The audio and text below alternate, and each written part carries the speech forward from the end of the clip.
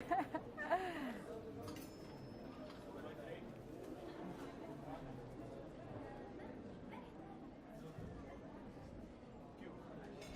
morning and welcome to the second day of our live studio from the International Conference for Disability and Rehabilitation. Today we're very glad because we are opening the day with very interesting points of discussion with our esteemed guests here in the studio. We are glad to have Dr. Jillian Salouji, who is Executive Director at Mela Molele Onward, which is a non-profit organization. We're going to talk with her about the research they conducted, about the role can be played by non-profit organization and helping people with disability to improve their quality of life. And surely we're going to have more and more points to discuss. Welcome to the show. Hopefully you are enjoying your visit to the Kingdom of Saudi Arabia and your stay and the conference itself. The hospitality and generosity of the Saudi people is unparalleled.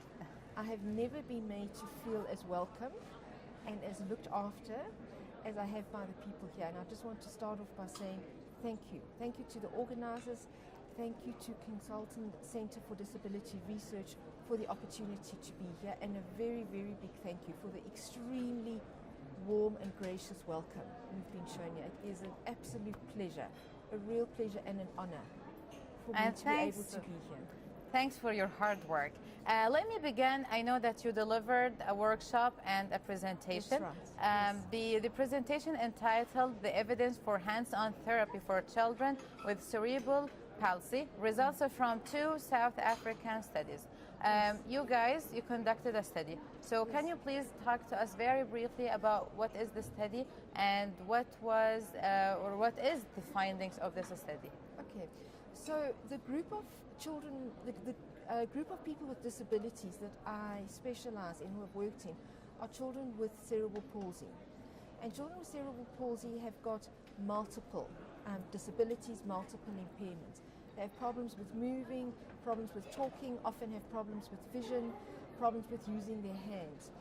And it's very hard for us to find, or not very hard, because each child is different.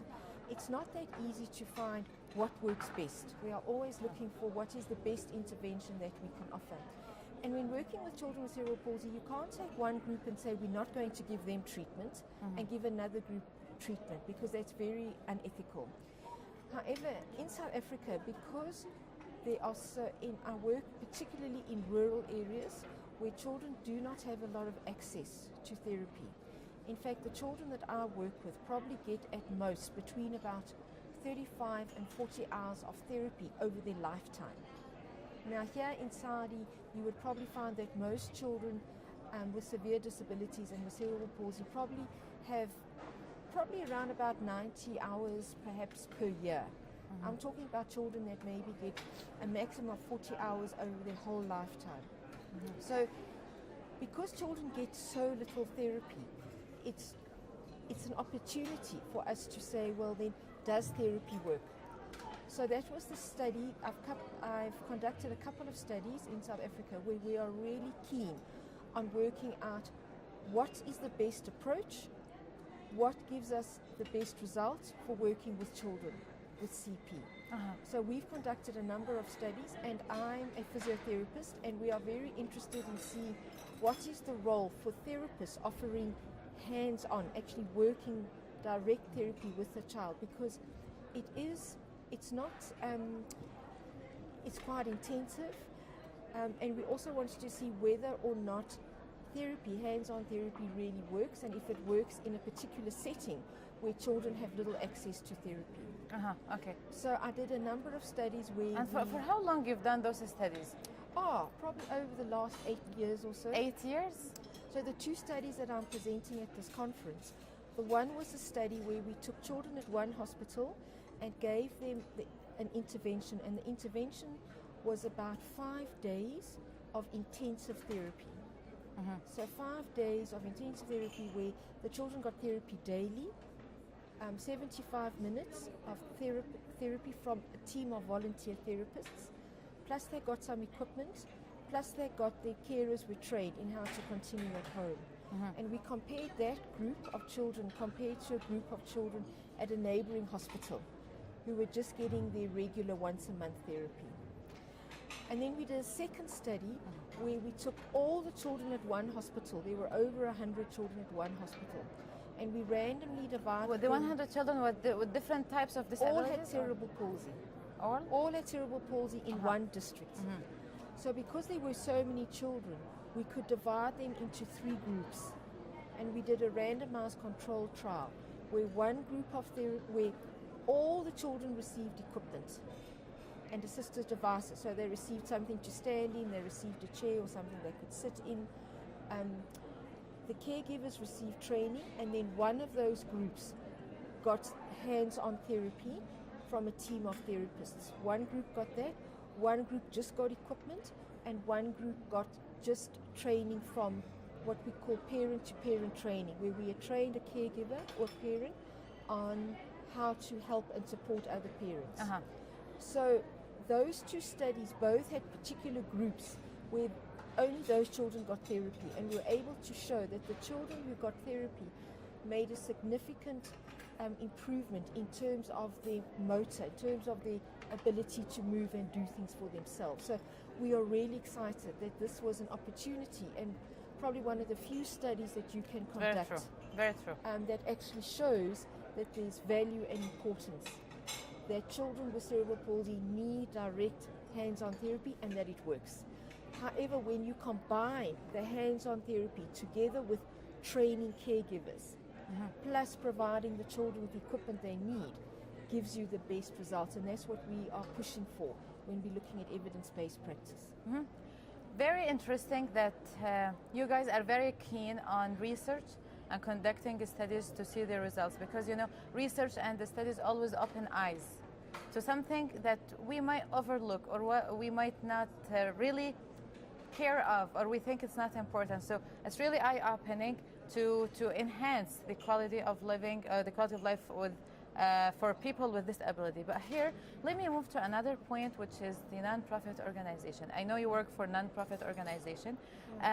What role can be played by non-profit organizations in helping people with disability to live more independently, to enhance the quality of their living?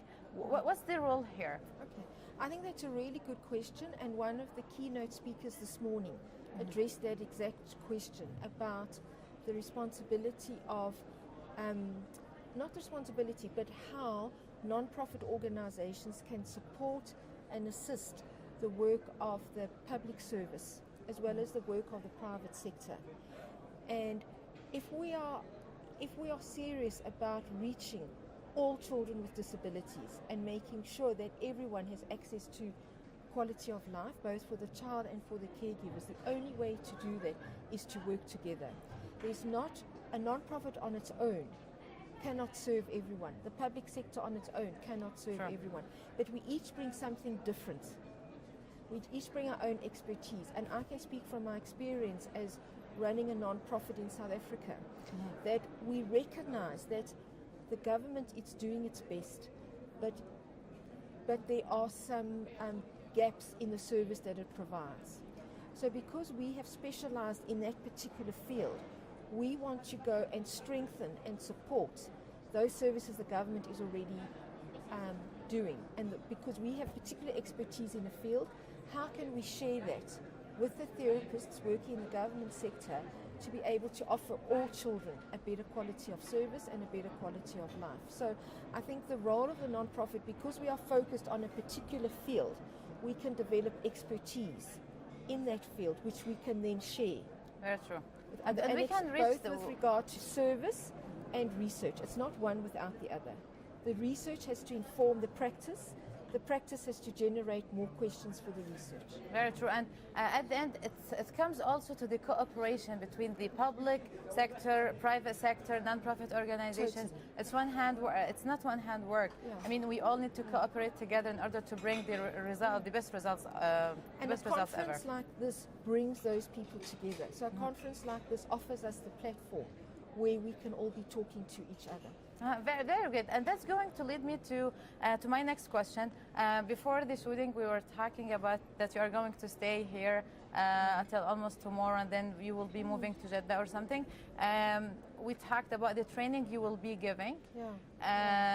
You will be giving to some organizations here that are specialized in disabilities and rehabilitation. Can you please highlight that? Yeah.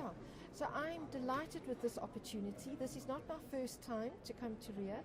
I was here 12 years ago, and I have seen amazing, extraordinary progress in this time, particularly with the role of the women and how women are really taking the lead. It is so exciting to see.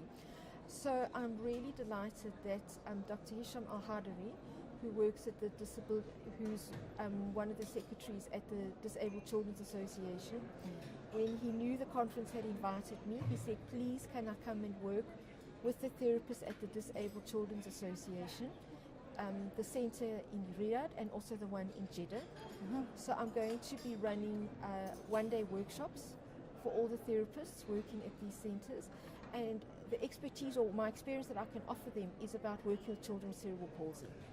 So I'm really, really looking forward to working with the therapists tomorrow and Thursday, and doing a one-day workshop, sharing with them an introduction, or as a therapist, they have a particular interest in Bobath, NDT therapy, which is one approach for working with children with CP, and that's what I'm going to be sharing with them. So really some very practical ideas and an approach. At the end of the day, we all want to improve the quality of the service that we offer to the children and make sure it's the best that we can do. We wish you all the best of luck in your training, and we are looking forward to having you here in our studio and in the future cooperation, inshallah. And by this, we come to the very end of the interview. Any final words or message you would like to deliver? Just to congratulate the organizers and the team for what they have put together here, bringing people from so many countries, so many fields, and offering us that space to talk and to learn, particularly to learn. And for me also to learn about the systems and what you have in Saudi that I can then also take back to my organization. So I want to thank you as well. Thank you so much. By this, we come to the very end of the interview. We're going to have a very short break, and then we'll be right back. Stay tuned. Okay, good.